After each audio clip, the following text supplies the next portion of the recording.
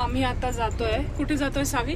माझा रिझल्ट घ्यायला, कारण की माझ्या पप्पांनी रोहनचा रिझल्ट आणलेला आहे. तर चुकून दुसऱ्याचा रिझल्ट आणलेला आहे आणि आता आम्ही सावीचा रिझल्ट घ्यायला जातो. सावी, तुला जर याच्यापेक्षा कमी मार्क्स असले तर त्याच्या रिझल्टवर भेटणारच नाही एवढे कमी मार्क्स.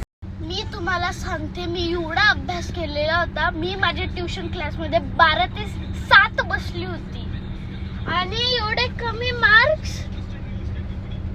आई ग, माझ्या दिलामध्ये चुभले होते ते. अरे मग मला कळतच नव्हतं एवढं अभ्यास करून इंग्लिशला B2. बघू सावीचा रिझल्ट काय लागतो सांगतो. चांगलाच लागेल, माझा चांगलाच लागतो. म्हणजे मी एवढं टेन्शन मध्ये चालली गेली. नंतर पप्पांनी लक्ष देऊन पाहिलं की पप्पांनी दुसऱ्याचा रिझल्ट आणलेला. मला एवढी खुशी होते ना, मी सांगू नाही शकत. एवढे चांगले मार्क्स भेटलेले आहे मला. सगळ्या ह्याच्यात A1 A2 ग्रेड आहेत सावीला आणि जुन्या रिझल्टमध्ये B1 B2 अशा ग्रेड होत्या.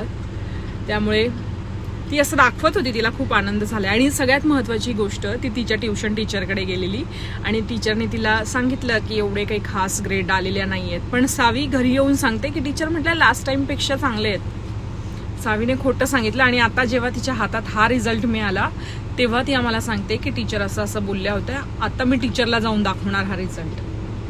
खोटं का बोललीस तू? अरे पार्सल